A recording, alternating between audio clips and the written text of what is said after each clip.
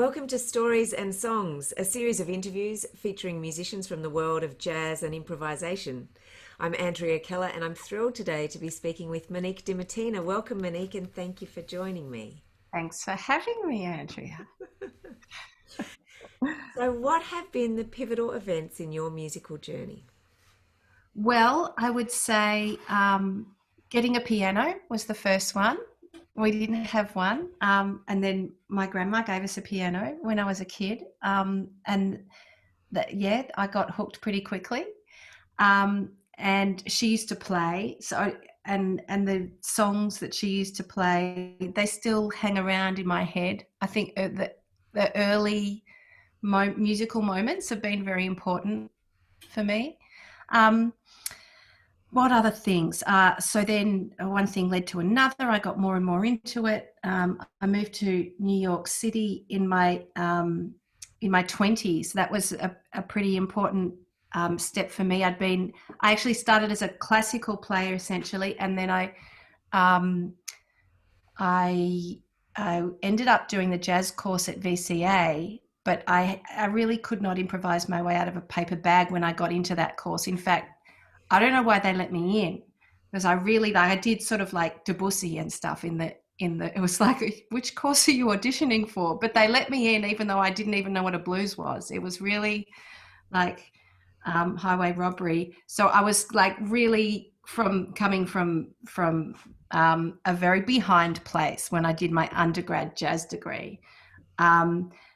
And gradually sort of started to connect the dots between the classical world and the jazz world in that time, I guess. And sometime after that, I'd been gigging for a while, and I got a great scholarship to move to New York City and keep and take more lessons and keep studying there. So I did that in the year 2000, and I guess that was a really important moment for me, for just hitting a place that was a hot pot of all kinds of influences and ideas. But it was in that period also that I had what I would call like the musical equivalent of a nervous breakdown. Like I had a musical breakdown because I sort of like coming from classical, a world where I had like, say, good classical chops, but no idea about what the blues was or what improvisation involved in the beginning. And as I say, those two were coming together for me. But I sort of entered jazz from a very complicated place. I was into people like Chick Corea and Bill Evans and Keith Jarrett and like these. So, and I didn't know anything about sort of grassroots New Orleans music or the blues. I hadn't heard that stuff when I was a child. It just wasn't part of my upbringing or anything. And when I moved to New York City, I started to understand how important just basic songs were. And that was just like a massive gap in my musical understanding and how I was feeling the music even. So that was like, it was just a time where I was questioning a lot of things, getting out at night, and I took a gig waiting tables at the Village Vanguard. So I got to hear everybody, which was awesome because I couldn't have afforded to hear anybody on my students' income. So I got to hear everybody, and I'm like, oh, okay. Just because I've heard your name a bunch at university doesn't mean I like your music. And just because you're American and you're famous doesn't mean I like your music. Okay, now I'm starting to get it.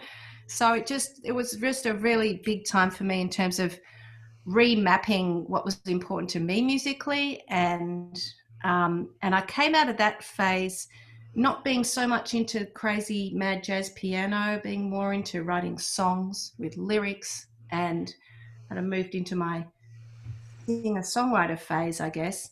I still had the piano. I was writing compositions for piano, but I guess it was just I was able to see the difference, and it just made a lot more sense to me having those. And it's pretty much continued for me in that way since that. I've got like the Monique diMattina doll that sings and plays and writes songs and produces those kind of records. And then there's just like instrumental composition, which for me still is very much linked to my classical kind of roots that I still love and play for enjoyment. fantastic. It's Yeah. fascinating. And then there'd be one more very important moment in pivotal event for me was going to New Orleans and spending time in New Orleans, because that's like musical mecca for me. Yeah.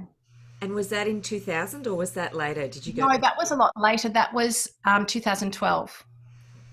Yeah.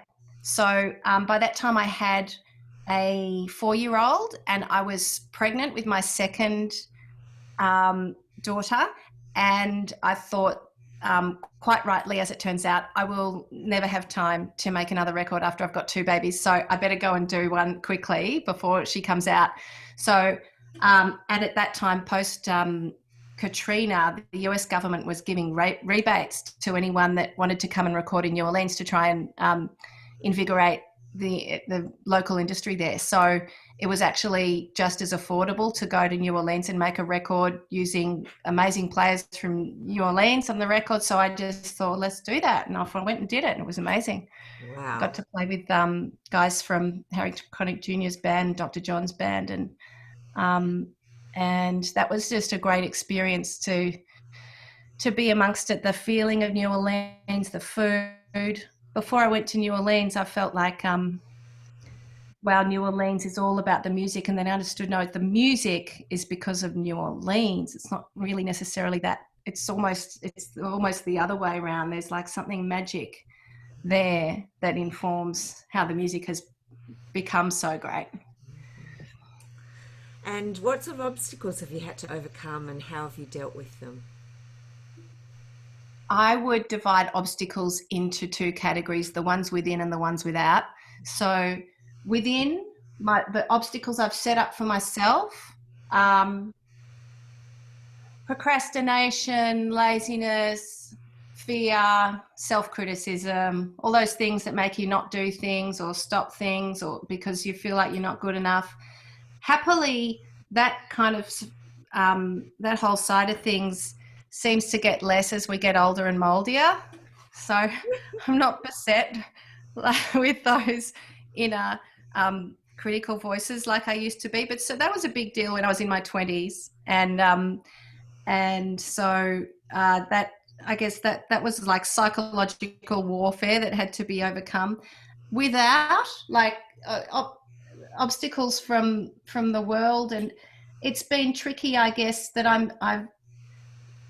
my musical instruments are so diverse because I don't fit in any genre. So that's been tricky from a marketing point of view. I just make the music I love, and then it's never quite fits into any marketing scenario. That's been a bummer, dude. But on the upside, when you're in such a niche, they're always like compatriots. You find your tribe and your people and your sound. So it's a small club, the sounds I make and that I love, but it's a goodie. Yeah. Being a mother has been a great job and an obstacle to musical endeavours, the distractions and the time and all of the things that come with motherhood. But you wouldn't have it any other way. So that's, I don't know if you can count that as an obstacle, but I think certainly there are ways that there are ways that it's impacted my work day, my work flow, and my possibilities to get on planes and do gigs and all that sort of thing. That's been, a constant tension. Yeah. I think that's an important one to acknowledge, though, that motherhood is actually a massive thing when you're juggling a career as a creative artist and a performance artist and all of that. So thanks. Yeah. And do you have a motto or a personal philosophy that guides you, or would you like to share some advice with us? I reckon the best advice, if I was talking to my younger self, I'd say finish the projects and get them out there, because there are many projects that I started younger and I wish I'd finished them, because I look back on what I did finish when I was younger with much fondness, even with its quirks and But there are a lot that I didn't finish because of the inner demons that I kind of touched on. So I think that would have been great advice. And in fact, someone in the industry did give me that advice, and it stuck. They said, just keep making records, and I'm glad that I have. Make records, or just do your projects, finish them and get them out there for better or worse, with a sense of humour, and don't be self-critical, and then move on to the next thing. Great advice. And speaking about projects and albums, could you please nominate a song or an album that you've created that's particularly significant or important for you, and tell us a bit about it? Yeah, sure. So after I made that album in New Orleans in 2012, I was back in Melbourne, and I made an album of songs, mostly. Oh no, this one's like half actually. This is like half my songs and half covers.